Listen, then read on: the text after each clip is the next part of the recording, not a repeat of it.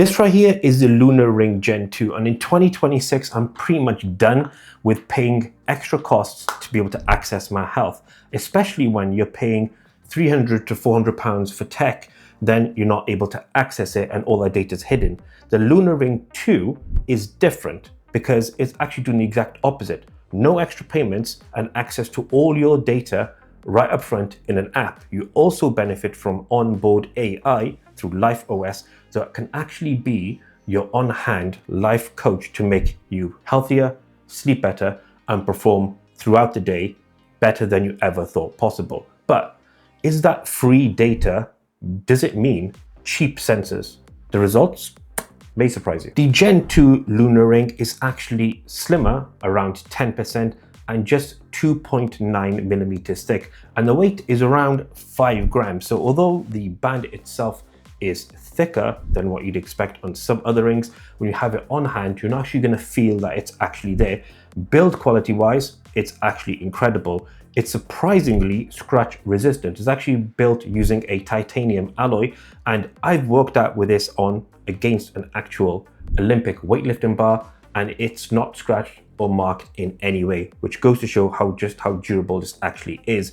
The sensors inside are recessed enough as well. They don't actually feel them when the ring is on, and although it is a thicker frame, you don't know it's actually there on a day-to-day basis. One of the highlights of the Ring 2 is its integration with something called LifeOS AI. And that's because this is a legit AI coach that's on hand in the app, and you can ask it any questions at any time. And one of the coolest things here is you can actually access it through the app and discuss things like your caffeine window. So if you're thinking, maybe I'm feeling a bit tired, I want a cup of coffee, and you want to access it, you can jump into the app, ask the question, and it'll tell you whether your window is open or closed. Essentially, this is just a way of optimizing your sleep for later on in the day, so it doesn't impact it with caffeine, which is pretty sick.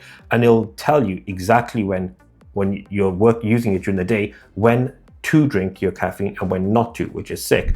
Then you also have the option to add in certain things with your voice. For example, meals, if you've missed those, you can actually add them in by simply just talking to the actual app itself, and it will categorize and add in those meals. Now, this doesn't act as a nutrition guideline for things like your calories, your macros, protein, fats, carbs, for example. It won't do that, but it will log those just so you know what you've eaten throughout the day, so you can self-manage those things yourself. One of the key metrics of this Oura Ring and all smart rings is being able to accurately record your data, and it does a really, really good job. Now, comparing it to something like the OnePlus watch that we use daily, there is variance here in how the data is recorded. In terms of accuracy, the ring will always give you an estimate, the exact same thing as a watch. Generally speaking though, it is easier to access the data quicker through the actual watch because it has a watch face, an actual touchable interactive display, whilst the ring doesn't, which means you do have to jump into the app. And the app itself, talking about the app, is simple and well laid out with all of the information you'll ever need right up front. So things like steps, heart rate, all those things are right there where you need them, and they're simple, easy to digest, and super, super readable.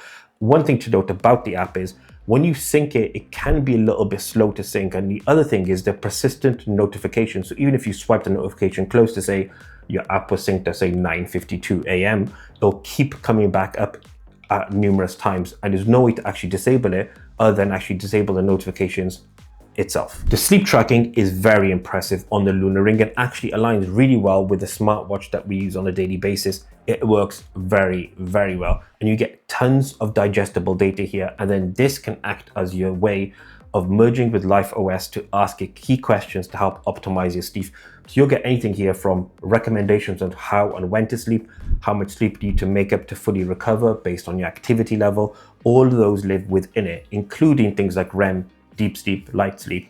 All those things live within the app, and it's incredibly accurate and very, very detailed. On the workout front, one thing to note, it will auto track some workouts, things like walking, or if you're going for a run, based on movement. But if you're going to the gym to lift weights, you do manually have to add those in, which you'd have to start and end because there is no actual screen here on the app itself. On the battery front, it's really good news. So using this for around 2 days non-stop, we found that we had around 70% battery left. We didn't even recharge it fully, to be fair, when we got it. And then you're looking at around 5 to 7 days worth of usage when you charge it with the case itself.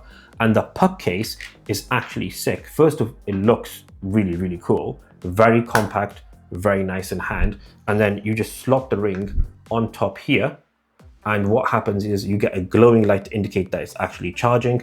And the puck case with the ring itself will actually give you around 30 days worth of battery, which is incredible. But one thing to note though, a competitor comparison, the Ring Gen 2 will actually last you a couple of days more, and the case, although it's significantly larger, will actually give you battery for around 65 to 90 days based on your usage and the sensors that you're using. So quick comparison there between the two. One of the greatest selling points of the Oura Ring is of course access to your data and the lack of no additional costs, which is awesome.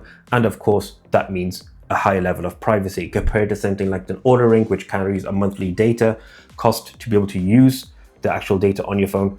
This is a no-brainer. So if you're someone who wants access to all the information immediately and have it just be a single cost, then the Oura Ring is a definitely great alternative in the smart ring market to purchase. Let us know in the comment section below your thoughts on the Oura Ring, and if you're an Oura user, would you switch over? Thank you so much for watching. Until the next one, as always, be out.